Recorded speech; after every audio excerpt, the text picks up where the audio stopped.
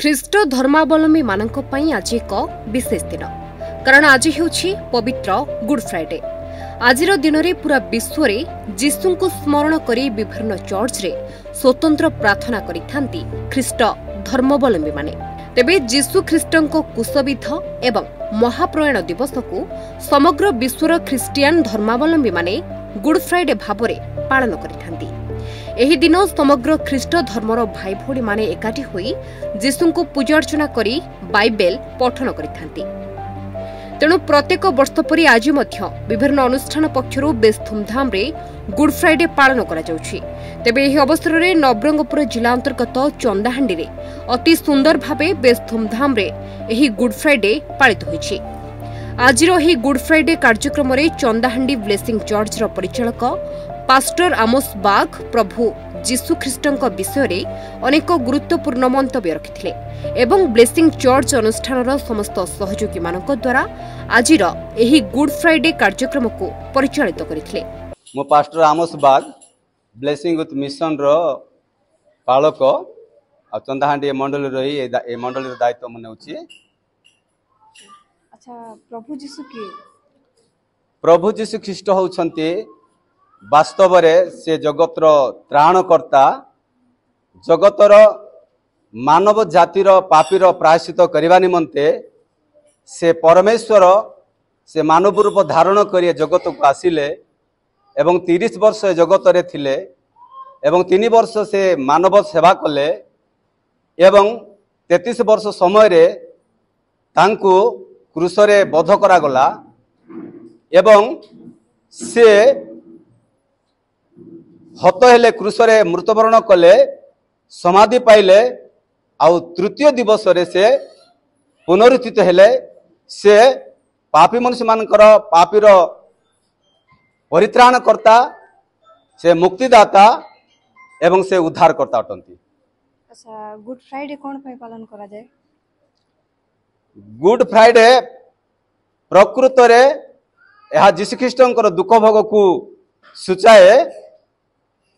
2025 ବର୍ଷ ପୂର୍ବେ ଏ ଜଗତରେ ଆସିଲେ ଏବଂ ଆଜିର ଏହିପରି ଦିନରେ ପ୍ରଭୁ ସେ କାଲବରୀ କ୍ରୁଶ ଉପରେ ସେ ଚଢ଼ିଲେ ଆଉ ନିଜର ରକ୍ତ ଦେଲେ, ନିଜର ଜୀବନ ଦେଲେ ଆଉ ଶୁକ୍ରବାର ଦିନ ଆଉ ତାଙ୍କୁ କ୍ରୁଶରେ ଚଢ଼ାଗଲା।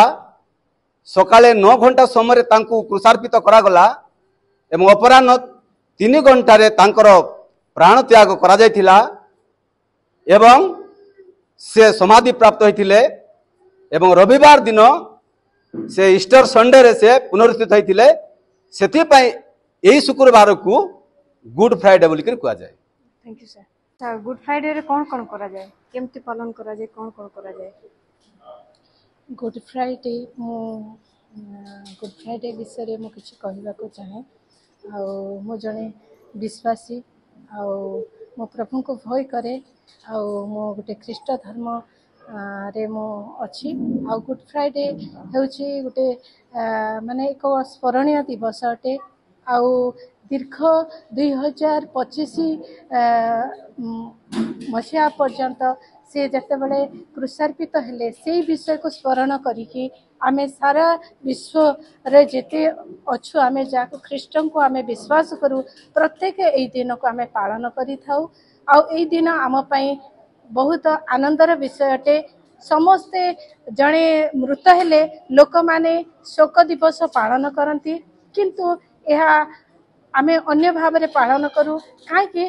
ଯୀଶୁଖ୍ରୀଷ୍ଟ ଏଇ ଦିନ ସାରା ମାନବ ଜାତି ପାଇଁ ସେ ଆମମାନଙ୍କର ଉଦ୍ଧାରକର୍ତ୍ତା ଭାବରେ ସେ ପ୍ରାଣ ତ୍ୟାଗ କରିଥିଲେ। କେବଳ ଆମର ପାପ ନିମନ୍ତେ ସେ ପ୍ରାଣ ତ୍ୟାଗ କରିଥିଲେ, ଆମକୁ ସେ ବଞ୍ଚାଇବା ପାଇଁ ସେ ପ୍ରାଣ ତ୍ୟାଗ କରିଥିଲେ।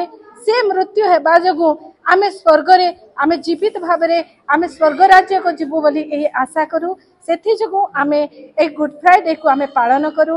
ଗୁଡ୍ ଫ୍ରାଇଡେରେ ଆମେ ଯେତେବେଳେ ଯୀଶୁଙ୍କର କ୍ରୁଶାର୍ପିତ ହେଲେ, ପ୍ରାଣ ତ୍ୟାଗ କଲେ, ସେହି ସମୟରେ ସେ 7ଟି ବାଣୀ କହିଥିଲେ। ସେହି 7ଟି ବାଣୀ ଆମମାନଙ୍କର ଏହି ମଣ୍ଡଳୀରେ ପ୍ରଚାର ହେଇଥାଏ।